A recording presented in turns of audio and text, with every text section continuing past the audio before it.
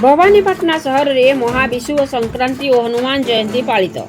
महाविषुव संक्रांति जहाको पणा संक्रांति मध्य कहा जाय थाय। एही दिन सूर्य मेष राशि रे प्रवेश करती।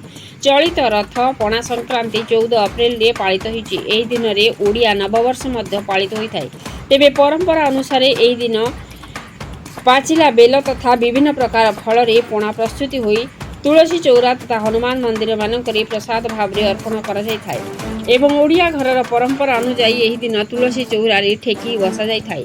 मान्यता अनुजाई एही दिन भारत वर्षर विभिन्न राज्य रे मध्य महाविषुव संक्रांति पालित होइथा बेले आज एही परिप्रेक्षी कलाहांडी हिंदू सेना और बजरंग दल पक्षरु सहर स्थित कसाकेन्दु हनुमान मंदिरर हनुमान जन्म उत्सव अवसर रे एक विशाल शोभायात्रा बाहरिथिला।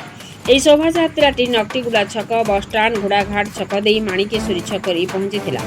ସେନା ପକ୍ଷରୁ ସ୍ଥାନୀୟ ହନୁମାନ ବାଟିକାଠାରେ ଅଞ୍ଚଳବାସୀ ତଥା ଶତାଧିକ ପଥଚାରୀମାନଙ୍କୁ ପଣା ବଣ୍ଟନ କରାଯାଇଥିଲା।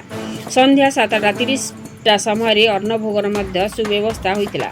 ସେନା ତଥା ଉପଦେଷ୍ଟା ମଣ୍ଡଳୀର ସମସ୍ତ କାର୍ଯ୍ୟକର୍ତ୍ତା ପକ୍ଷରୁ ପ୍ରମୁଖ ଯୋଗ ଦେଇଥିଲେ। କଳାହାଣ୍ଡି ଜିଲ୍ଲା ପ୍ରତିନିଧି ବିଷ୍ଣୁଚରଣ ସ୍ୱାଇଁଙ୍କ ରିପୋର୍ଟ ମସିଆ ନ୍ୟୁଜ୍। आपण मसिया न्यूज यूट्यूब चैनल को सब्सक्राइब कले कि जदि करना एबे करनियंतु। एहा सह मसिया न्यूज रो फेसबुक पेज को और ट्विटर को फॉलो करंतु। ता सह मसिया न्यूज रो ऐप आसी गलानी। निज मोबाइल रो प्ले स्टोर रो डाउनलोड करनियंतु। जय जगन्नाथ।